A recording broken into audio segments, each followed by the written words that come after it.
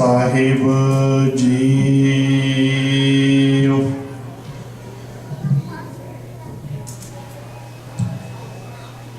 ਗਿਆਨ ਧਿਆਨ ਕਿਛ ਕਰਮ ਨ ਜਾਣਾ, ਸਾਰ ਨ ਜਾਣਾ ਤੇਰੀ।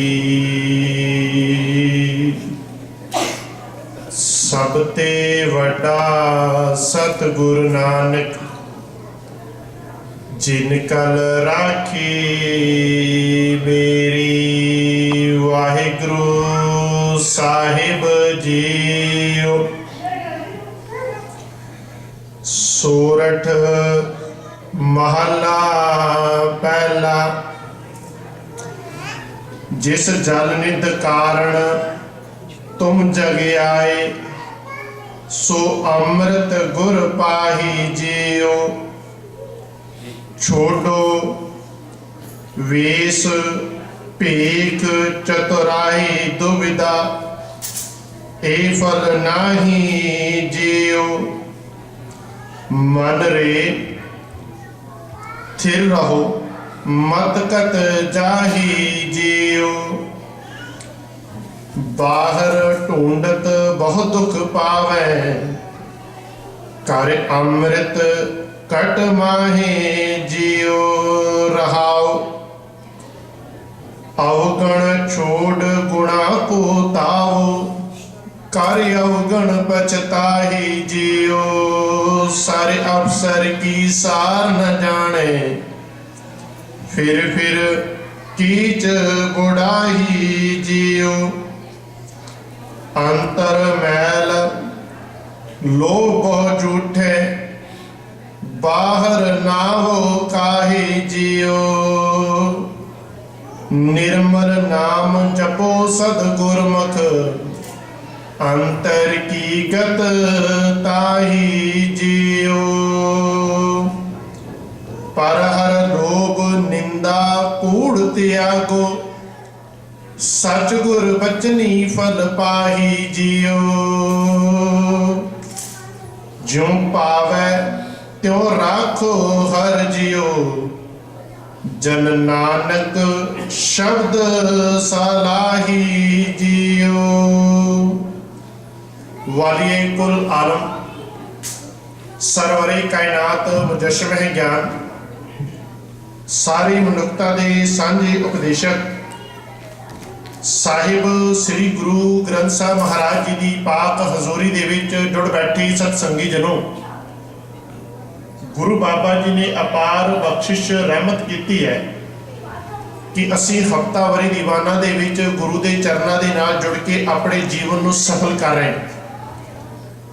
ਜਿੱਥੇ ਆਪ ਜੀ ਨੇ ਭਾਈ ਸਾਹਿਬ ਜੀ ਹੋਣਾ ਪਾਸੋਂ ਅਨਮੋਲ ਕੀਰਤਨ ਦੇ ਨਾਲ ਸਾਂਝ ਪਾਈ, ਉਸੇ ਹੀ ਲੜੀ ਨੂੰ ਅੱਗੇ ਤੋਰਦੇ ਹੋਏ ਕੁਝ ਕੁ ਸਮਾਂ ਗੁਰਮਤਿ ਵਿਚਾਰਾਂ ਦੇ ਨਾਲ ਸਾਂਝ ਪਾਉਣ ਤੋਂ ਪਹਿਲਾਂ ਸਾਰੀ ਹੀ ਸੰਗਤ ਰਸਨਾ ਨੂੰ ਪਵਿੱਤਰ ਕਰਦੇ ਹੋਏ ਗੱਜ ਕੇ ਬੁਲਾਓ ਫਤਿਹ। ਵਾਹਿਗੁਰੂ ਜੀ ਕਾ ਖਾਲਸਾ, ਵਾਹਿਗੁਰੂ ਜੀ ਕੀ ਫਤਿਹ। ਦਾਸ ਅਕਸਰ ਹੀ ਜਦੋਂ ਵੀ ਬਾਣੀ ਦੀ ਵਿਆਖਿਆ ਕਰਦਾ ਤੇ ਬੇਨਤੀ ਦੇ ਵਿੱਚ ਕੁਝ ਕੁ ਸ਼ਬਦ ਕਰੀਦੇ ਨੇ ਕਿ ਅਸੀਂ ਜਦੋਂ ਬਾਣੀ ਦੀ ਵਿਆਖਿਆ ਦੇ ਵਿੱਚ ਸ਼ਬਦ ਦੀ ਵਿਆਖਿਆ ਕਰਨੀ ਤੇ ਸ਼ਬਦ ਦਾ ਜਿਹੜਾ ਸੈਂਟਰਲ ਆਈਡੀਆ ਹੁੰਦਾ ਉਹ ਹੁੰਦਾ ਰਹਾਉ, ਤੇ ਉਸ ਰਹਾਉ ਦੇ ਹੀ ਚਾਰੋਂ ਤਰਫ ਉਹ 4-5 ਬੰਦ ਹੋਣ, ਅਸ਼ਟਪਦੀ ਹੋਵੇ, ਉਸ ਰਹਾਉ ਦੀ ਹੀ ਵਿਆਖਿਆ। ਤੇ ਸਾਹਿਬ ਨੇ ਬਾਣੀ ਦੇ ਵਿੱਚ ਜ਼ਿਕਰ ਕੀਤਾ ਇਸ ਗੱਲ ਦਾ ਕਿ हे ਗੁਰੂ ਕੇ ਪਿਆਰ ਵਾਲੇ ਗੁਰਸਿੱਖਾਂ, ਆਪਣੀ ਜ਼ਿੰਦਗੀ ਦੇ ਅੰਦਰ ਵੀ ਸਹਿਜ ਲੈ ਕੇ ਆਉਣਾ ਚਾਹੁੰਦਾ ਤੇ ਗੁਰਬਾਣੀ ਦਾ ਆਧਾਰ ਬਣਾ। ਜਿਵੇਂ ਅੱਜ ਦਾ ਇਹ ਪਾਵਨ ਸ਼ਬਦ ਹੈ, ਪਾਵਨ ਸ਼ਬਦ ਦੇ ਵਿੱਚ ਮੇਰੇ ਪਾਤਸ਼ਾਹ ਮਹਾਰਾਜ ਜੀ ਰਹਾਉ ਵਾਲੇ ਬੰਦ ਦੇ ਵਿੱਚ ਸਾਹਿਬ ਕਹਿੰਦੇ ਮਨ ਰੇ ਥਿਰ ਰਹੋ, ਮਤ ਕਤ ਜਾਹੀ ਜੀਓ। ਬਾਹਰ ਢੂੰਡਤ ਬਹੁਤ ਦੁੱਖ ਪਾਵੇ, ਘਰ ਅੰਮ੍ਰਿਤ ਘਟ ਮਾਹੀ ਜੀ। ਦੇਖੋ ਸਾਹਿਬ ਨੇ ਜ਼ਿਕਰ ਕੀਤਾ, ਪਹਿਲਾਂ ਕਿਹਾ ਮਨ ਰੇ, हे मेरे मन थिर रहो। थिर का मतलब एक जगह ते टिक के रह। हुण ਸਾਹਿਬ ਦੀ ਬਾਣੀ पढ़ के देखिए ਪਾਤਸ਼ਾਹ ਮਹਾਰਾਜ ਜੀ ਨੂੰ ਕਿਉਂ ਇਹ ਗੱਲ ਕਹਿਣੀ ਪੈ ਗਈ ਕਿ ਮਨ ਤੂੰ ਟਿਕ ਕੇ ਰਹਿ। ਦੇਖਿਓ ਗੁਰੂ ਪਿਆਰ ਵਾਲਿਓ, ਅਕਸਰ ਹੀ ਆਪ ਜੀ ਦੇਖਿਓ ਅਸੀਂ ਸਰੀਰ ਕਰਕੇ ਬੈਠੇ ਹਾਂ ਗੁਰੂ ਦੀ ਹਜ਼ੂਰੀ ਦੇ ਵਿੱਚ, ਪਰ ਕਈ ਮੇਰੇ ਵੀਰ ਇੱਥੇ ਮਨ ਕਰਕੇ ਕਿਤੇ ਹੋਰ ਬੈਠੇ ਨੇ। ਤੇ ਮੇਰੇ ਪਾਤਸ਼ਾਹ ਮਹਾਰਾਜ ਜੀ ਨੇ ਇਹੀ ਜ਼ਿਕਰ ਕੀਤਾ, ਕਹਿੰਦੇ ਮਨ ਰੇ ਥਿਰ ਰਹੋ, ਕਿ ਹੇ ਮੇਰੇ ਮਨਾ ਤੂੰ ਥਿਰ ਰਹਿ, ਇੱਕ ਜਗ੍ਹਾ ਦੇ ਉੱਪਰ ਟਿਕ ਕੇ ਬੈਠ ਜਾ। ਪਰ ਟਿਕੇਗਾ ਕਦੋਂ? ਜਦੋਂ ਇਸ ਮਨ ਦੇ ਵਿੱਚ ਗੁਰੂ ਦਾ ਗਿਆਨ ਹੋਵੇਗਾ। ਦਾਸ ਨੇ ਪਿਛਲੇ ਦੀਵਾਨਾਂ ਦੇ ਵਿੱਚ ਸਾਂਝ ਪਾਈ ਸੀ ਕਿ ਕੁੰਭੇ ਬੱਦਾ ਜਲ ਰਹੇ ਜਲ ਬਿਨ कुंभ न होए, ज्ञान का बद्दा मन रहे, ज्ञान का बद्दा मन रहे। ज्ञान के विच जदों मन टिकेगा उदों ही ये रहेगा, तां स्थिर रहेगा। ते जदों मन कोल ज्ञान नहीं है ते कबीर साहब जी के पावन शब्द असीं पढ़ी दा, श्लोक पढ़ी दे, कबीर साहब ने कबीर पातशाह महाराज जी ने बाणी च भी जिक्र किया। कबीर साहब जी कहते हैं कबीर मन पंखी पे। देखो आप जी, मन की तुलना एक पंछी की न्याय है। साहिब कहते हैं कि एक पंछी की फितरत है, ये कभी भी एक जगह पे नहीं बैठता, कभी किसी दरख्त के ऊपर, कभी किसी दरख्त के ऊपर। पर कहते सब तो वड्डी एक खासियत देखियो, पंछी जिस दरख्त के ऊपर बैठेगा उहदे उन्होंने उस दरख्त तो फल मिलेगा। जे वो पंछी इमली ते बैठा है, इमली के दरख्त के ऊपर उन्होंने उत्थों फल भी इमली वाला ही मिलेगा। जे वो पंछी अंब के दरख्त ते बैठेगा तो उतों उन्होंने फल भी अंब वाला। कभी इदा नहीं होया कि इमली के दरख्त के ऊपर पंछी बैठे तो आस करे कि मैनू इतों फल अंब का मिल जाए, कभी नहीं होगा। कबीर सारी कबीर मन पंखी पे हो, कहता मेरा मन भी कबीर साहब जी कहते कहते एक पंछी की न्याय है। जिमें एक पंछी एक जगह के ऊपर टिक के नहीं बैठता, तो कबीर साहब जी समझाते हैं, कहते कि मेरा मन भी कुछ ऐसा है। कबीर मन पंखी पयो उड़ उड़ दह दिसदा, कहते कि ये उड़दा एक पंछी की न्याय ते 10 दिशावां वाल जाता है। कहते जो जैसी संगत मिले तैसो ही फल खाए। कहते कि इस मन नूं जिहो जी असीं संगत दे देवांगे ओजा ही इस मन नूं फल मिलेगा। जिहो जी असीं इस मन नूं रंगत दे देवांगे, जे मन गुरु दे चरनां दे विच जुड़िया ते साडे ते रंग भी गुरु दे वाला चढ़ेगा। जे साडा मन विकारां दे विच लगा ते इह मन दे राही शरीर दे उपर भी विकार है भी होणगे। ते पातशाह महाराज जी ने यही जिक्र किया। साहिब कहंदे ने कि मन नूं जिहो जी असीं संगत देवांगे ओजा ही ये मन साडा कर्म करेगा। आप जी देखियो गुरु प्यार वालियो, साडे मन की संगत किहो जी है। असी अपने मन नूं कदी गुरु वाल नूं लैके नहीं। दास ने कई बारी इस गल की बेनती भी की है कि असी जदों भी बाणी पढ़ी दी है असी अपने मन नूं कंट्रोल च करीदा नहीं है। मन साडा किते होर है, बाणी असी घर पढ़ रहे हैं। जदों गुरु नानक पातशाह महाराज जी की असी इतिहास चो साखी छोटी जी पढ़ी दी है, आप जी ने कई बारी श्रवण की होगी। सुल्तानपुर की धरती के उपर गुरु नानक पातशाह महाराज जी को काजी कहता कि तू नवाज पढ़ो, तो गुरु नानक पातशाह महाराज जी काजी के नाल नवाज पढ़ते हुए मुस्कुराते हैं। काजी ये गल कहता कि तुसी नवाज नहीं पढ़ी, तुसी नवाज की तौहीन की है। तो बाबा नानक जी कहते काजी जी कि तुसी नवाज पढ़ी है, तुसी नवाज की ज्ञाता हो, तुसी नवाज पढ़ी। काजी कहना मैं पढ़ी है, पुछो आवाम। सारे कहते काजी ने नवाज पढ़ी है। बाबा नानक कहना काजी जी नवाज तू तेरे शरीर ने पढ़ी, तेरे मन ने नवाज नहीं पढ़ी। तेरा शरीर नवाजी है, तेरा मन निवाजी नहीं है। तो सच जाने कि अज बाबा नानक आन के सिख नूं पुछे कि भाई जपजी साहब जी का पाठ किया, असीं कह दिता कि सवेरे किया। तो जे बाबा नानक पूछे कि भाई 14वीं पौड़ी के अर्थ की ने, ये नहीं पता। जे बाबा नानक अज काश किते जे आ जाए तो बाबा नानक आन के सिख नूं पूछे कि तीरथ नावा जे तिस भावा विण पाने के नाए कई, ये अर्थ की ने। तो सच जाने गुरु प्यार वाले बहुत तादाद दे विच सानूं पता ही नहीं है। मुबारक है जिन्हां गुरसिखां नूं पता, क्योंकि असी भी उस ही सिस्टम दे विच हैं। असी सिर्फ फॉर्मैलिटी कर दी कि मैं नितनेम कर लिया, ये मुबारक है, पहली स्टेज है। पर असी उसनूं समझिए तो सही कि सानूं गुरु पातशाह महाराज जी ने उपदेश की दिता है। सिद्धांत की दिता है। ਜਦੋਂ ਅਸੀਂ ਇਸ ਚੀਜ਼ ਨੂੰ ਆਪਣੀ ਜ਼ਿੰਦਗੀ ਦਾ ਆਧਾਰ ਬਣਾਵਾਂਗੇ ਨਾ ਤੇ ਸੱਚ ਜਾਣੇ ਉਦੋਂ ਸਾਨੂੰ ਗੁਰਬਾਣੀ ਦੀ ਰਮਜ ਗੁਰਬਾਣੀ ਦਾ ਸਿਧਾਂਤ ਸਮਝ ਆਵੇਗਾ। ਤੇ ਸਾਹਿਬ ਮੇਰੇ ਪਾਤਸ਼ਾਹ ਮਹਾਰਾਜ ਜੀ ਇਹੀ ਜ਼ਿਕਰ ਕਰਦੇ ਕਹਿੰਦੇ ਮਨ ਰੇ ਥਿਰ ਰਹੋ। ਜੇ ਗੁਰਬਾਣੀ ਨੂੰ ਸਮਝਣਾ ਪਹਿਲੋਂ ਹੈ ਮੇਰੇ ਮਨਾ ਤੂੰ ਕੰਟਰੋਲ ਦੇ ਵਿੱਚ ਰਹੇ, ਇੱਕ ਜਗ੍ਹਾ ਤੇ ਟਿਕ ਕੇ ਬੈਠ। ਸਾਰੇ ਮਨ ਰੇ ਥਿਰ ਰਹੋ ਮਤ ਕਤ ਜਾਹੀ ਜੀਓ। ਕਹਿੰਦੇ ਕਿ ਬਾਹਰ ਨਾ ਪਾੜ, बाहर जाके हे मारे मना तू दुख ही पावेगा।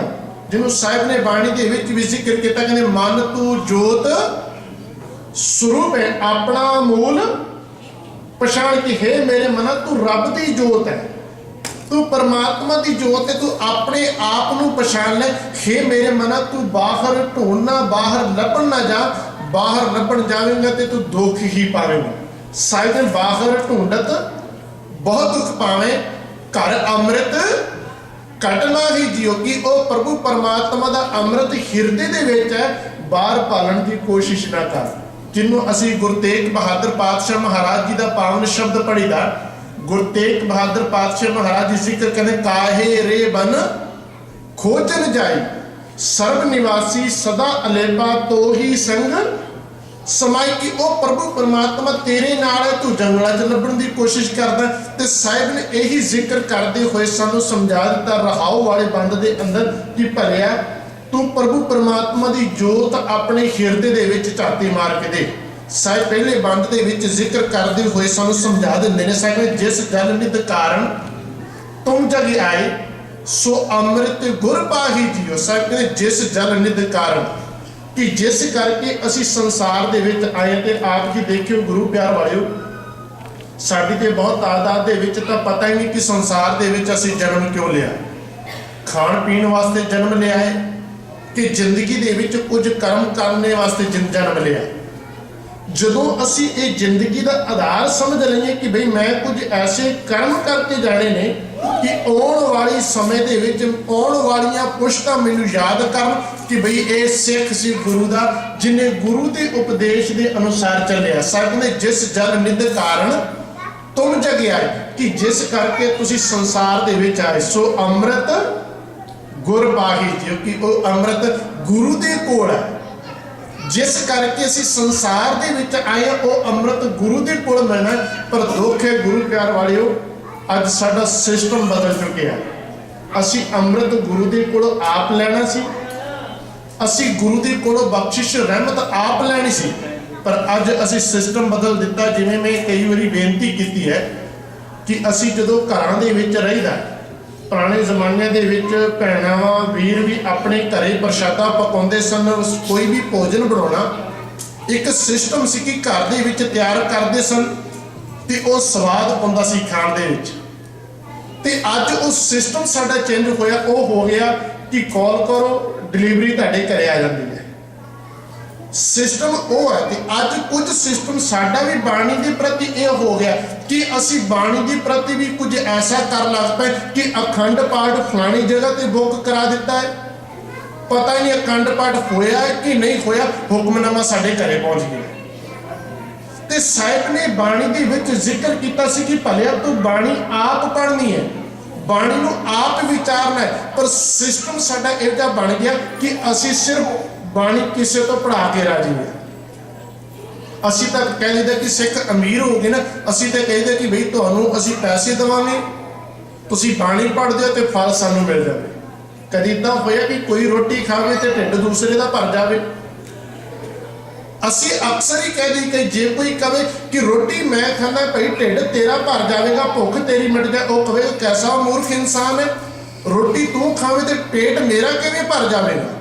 तो जो असी यही सिद्धांत बाणी से टुका के देखिए कि भाई बाणी तू पढ़े तो फल मैनू मिल जाए, कभी हो सकता है, कभी नहीं होएगा। भलियो आप बाणी पढ़नी पवेगी।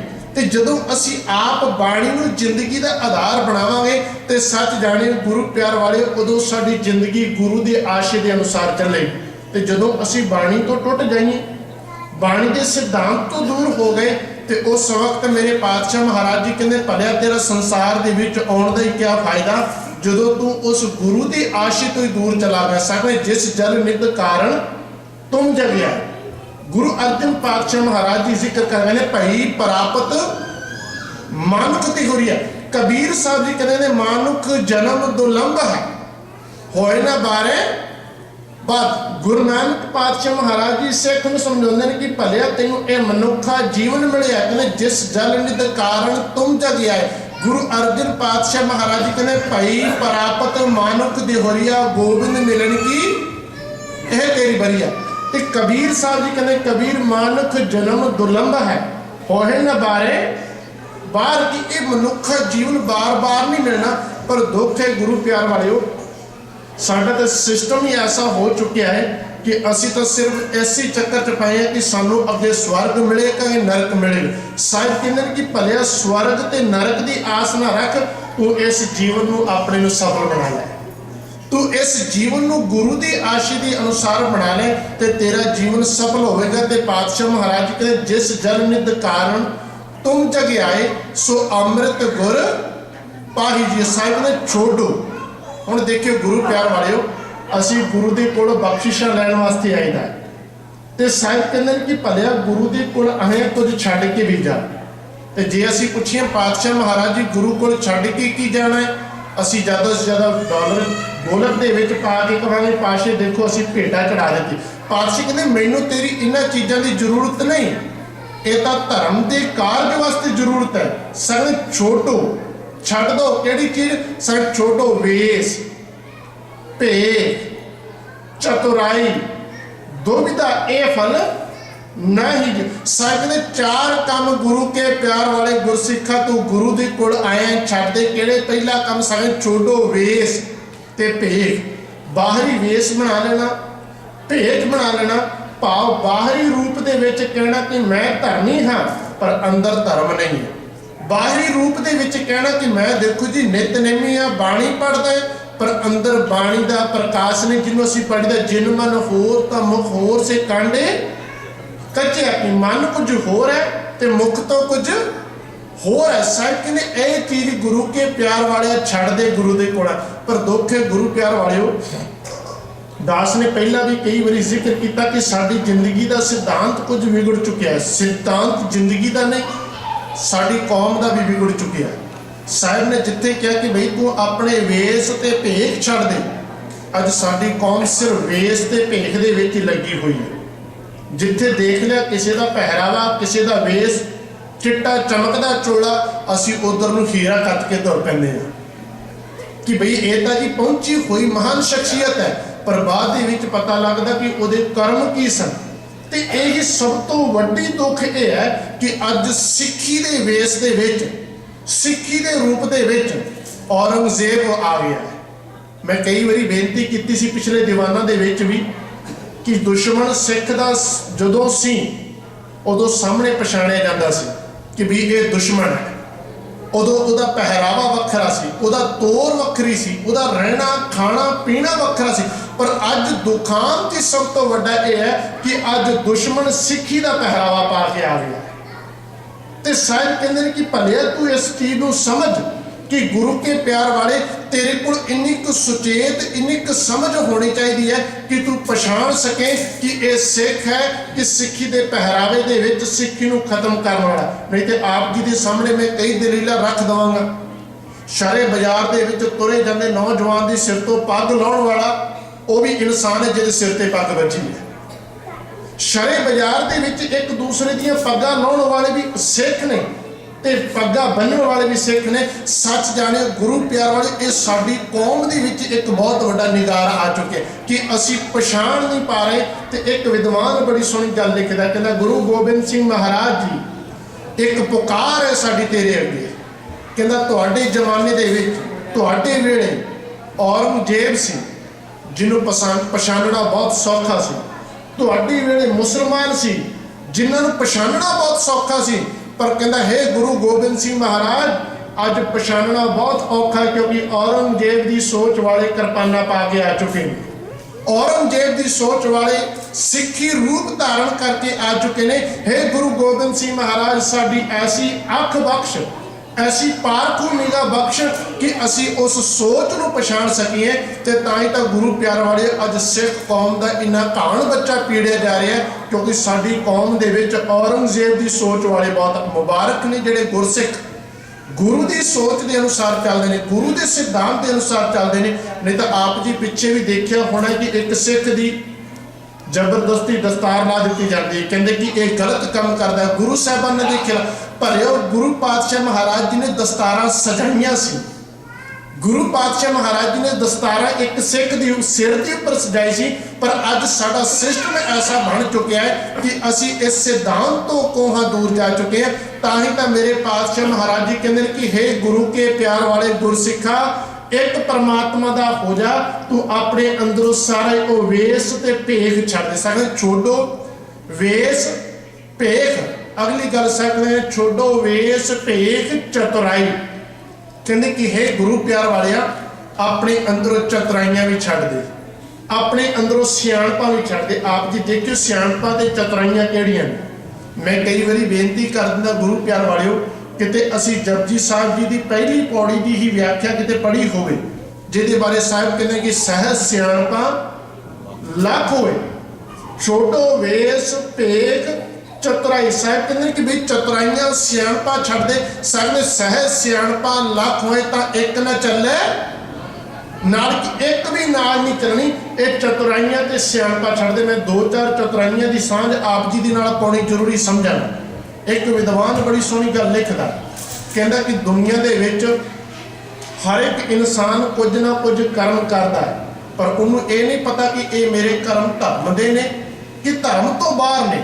ते असी एक तरफ गुरु दे कोल भी मत्था टेक दिता कि गुरु पातशाह महाराज जी कृपा करियो रहमत करियो साडे दे उपर। एक तरफ गुरु कोल भी मत्था टेक दिता, दूजी तरफ जा किसी तांत्रिक नूं भी मत्था टेक दिता ते ज्योतिषी नूं भी मत्था टेक दिता।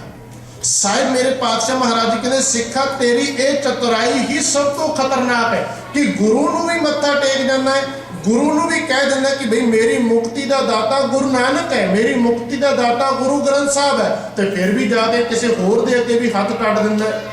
मैं एक बेनती अक्सर ही करदा गुरु प्यार वालिओ, किते आप जी हिंदुस्तान की धरती ते जाओ, उत्थे सवेरे 8-9 बजे के करीब जिन्ने चैनल चलते हैं ना, उत्थे देखियो कैसे अंधविश्वास ने। लाल किताब ले लो, तुहाडे ते दुश्मन का हमला नहीं होवेगा।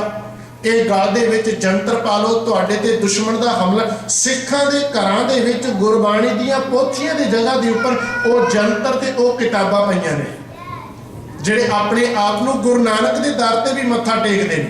ते अज नहीं, अज तो 550 साल पिछे जाइए गुरु नानक पातशाह महाराज जी के वेले, तो जे एक आर्टिकल लिख के दिता सी मैं, ये जंत्रित तांत्रिक जिहड़े इन्ने महान ने, इन्होंने चाहिए राष्ट्रपति नूं वो लाल किताब ते वो गल च पाउण वाले तवीत दो कि पाकिस्तान ते चीन के बॉर्डर ते रख दिओ ते फौजां अपने घरे बुला लो, क्योंकि दुश्मन का हमला अपने आप नहीं होएगा। ये अज नहीं, गुरु नानक पातशाह महाराज जी के वेले जो बाबर ने हमला किया सी पहला अहमदाबाद की धरती के उपर, बाबर का हमला होया तो गुरु नानक पातशाह महाराज जी कहते तलवार चुको तो बाबर का सामना करो। इत्थों की दबी कुचली इंसानियत, वो कहते सी कि साडे कोल तां तांत्रिक बड़े ने, साडे कोल ज्योतिषी बड़े ने, साडे कोल तां इन्ने क परचे कर देणगे, भाव इन्ने क तांत्रिक चलाउणगे अपने तंत्र कि बाबर की सेना अन्नी हो जाएगी। तो पातशाह महाराज जी कहते ओ भलिओ, इवें किसी के उपर अपने जादू टूने ते धागे तवीत नहीं चलते। कहते नहीं जी साडे चल जाएंगे। तो जो बाबर ने हमला किया तो उस वक्त बाबे नानक नूं भी यह गल कहनी पै गई कि एती मार पई कर लाने तैंकी दर्द ना, कि बाबर तू इन्ना अत्याचार किया तेरे मन के विच रता भी दर्द नहीं आया। तो उस जगह ते साहब ने जिक्र किया, कहते कोटी हो पीर वर्ज रहा है जद मीर सुनिया ताया। कहते कोटी हो पीर वर्ज रहा है, कहते बेअंत पीरां नूं बेअंत धागे तवीतां नूं वर्ज के पाओ अपना के देख लिया। कहते कोटी हो पीर वर्ज रहा है जद मीर सुनिया ताया, सकने कोई मुगल ना हुआ अंधा किने ना परचा लाया। कहते कि वो धागे तवीत जादू टूने वालियां दा कोई भी असर उन्हें बाबर की सेना के उपर नहीं होया।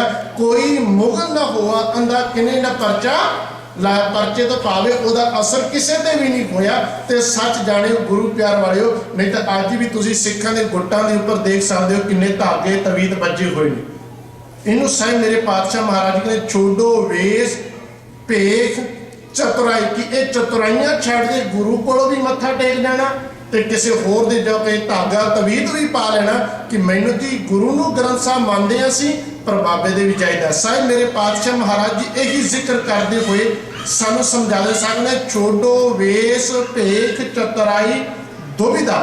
साईं कहते दुविधे तो भावे दुचितापन, दुविधा मन के विचों छड़ दे जिन्होंने साईं कहते दुविधा ना परो हर बिन होर ना पूजे। कहते मैं दुविधा के विच नहीं पैना, मैं एक अकाल पुरख परमात्मा तो इलावा होर किसी को सजदा नहीं करना। सारे दुविधा ना परो हर बिन होर ना पूजो मड़े मसान न जाई। कहते कि ना मैं मड़िया मसाणा ते जाके मत्थे टेकदा है, मैं सिर्फ एक प्रभु परमात्मा नूं ध्याउंदा जिन्होंने साहिब कहते एको है भाई एको है साहिब मेरा एको है। साहिब छोड़ो वेश भेख चतुराई दुविधा ये फल ना ही जियो। कहते ये तेरी जिंदगी का फल नहीं। गुरु के प्यार वाले गुरसिखा तू ये सारा कुछ ही छड्ड के एक प्रभु परमात्मा के नाल जुड़ जा। ते अगली बंद दे विच मेरे पातशाह महाराज जी कहते ने अवगुण छाड़ गुणा को तावो कर अवगुण पछता ही जियो। कहते हे गुरु के प्यार वाले गुरसिखा अपने अंदरों अवगुण छड्ड दे। पहली गल तो गुरु प्यार वाले सानू तो साडे अवगुणों का नहीं पता कि अवगुण की ने। जदों इंसान नूं अपने अवगुणों का पता लग जाए कि मेरे अंदर ये अवगुण ने तो सच जाने गुरु प्यार वाले वो छड्डे जा सकते। विद्वान कहते हैं इस गल का कथन करते हैं, कहते हैं कि सब तो औखा इंसान नूं अपने अवगुण छड्डणे। कहते कि सब तो औखा गुण धारण करने, पर कहते जिस इंसान अपने अवगुण छड्ड के गुण धारण कर लग पैंदा है तो वही इंसान परमात्मा के रस्ते के उपर जाता है। जिस इंसान ने अपनी जिंदगी के अंदर अवगुणों के नाल सांझ पाई है तो वह इंसान कभी भी रब ते प्रभु परमात्मा की दरगाह के उपर कबूल नहीं है। जिन्होंने साहिब कहते कि जिहदे अंदर गुण ने जिहदे अंदर उन्हें प्रभु परमात्मा के गुणों को धारण कर लिया तो साहिब कहते उन्होंने अवस्था अब तो जाए चढ़े सिंघासन मिले है सारंग पानी। कहते कि हुण मैं उस अवस्था के विच पहुँच गया हाँ, हुण सारंग पानी भाव मैं पानी के नाल जिवें पानी मिल जाए। कहते अब तो जाए चढ़े सिंघासन मिले हैं सारंग पानी। कहते राम कबीरा एक पै है कोई ना सके पछाने। कहते कोई पछाण नहीं सकता कबीर कौन है ते राम कौन है। पाछे लागो हर फिरे कहत कबीर कबीर। कहते कि हुण तां रब भी मेरे पिछे है। तो जां फिर कबीर साहब जी का एक पावन शब्द असीं पढ़ीदा है। कबीर साहब जी कहते कि भलिया अवगुण अपने अंदरों छड्ड दे। जिहदे बारे कबीर साहब जी कहते मैं अवगुण जदों अपने अंदरों छड्डे ने तो मैनूं लोग कहते कि कबीर बौराना कबीर पागल हो गया। तो कबीर साहब जी कहते हम अपतय अपनी पत खोई हमरे खोज परों मत कोई। कहते कि मैं अपनी आप पत गवाई है। पत गवाई तो भाव अवगुणा वालों मैं आप टुटिया। जे तुहानूं लगता है कि कबीर पौराना है तो कबीर का यह मर्म सिर्फ वो निरंकार ही जानता। तो साहिब मेरे पातशाह महाराज ने छोड़ो कहते हे गुरु के प्यार वाले छड्ड दे। तो साहिब कहते अवगुण छोड़ गुणा को ताओ कि तू अवगुण अपने अंदरों छड्ड के गुणा के नाल सांझ पा ले। हुण गुण किहड़े ने साहिब ने बाणी दे विच जिक्र किया। कहते मिठ बोलड़ा जी हर सज्जण स्वामी मोरा। मिठ बोलड़ा हो जा गुरु के प्यार वाले गुरसिखा ते छड्ड दे तू जिन्होंने साहिब ने लभ कुत्ता कूड़ चूड़ा ठग खादा मुरदार पर निंदा पर मल मुख सदी अग्न क्रोध चंडाल संग रस कस आप सलाहण ए कर्म मेरे करतार की सच्चे पातशाह मेरे ए कर्म ने।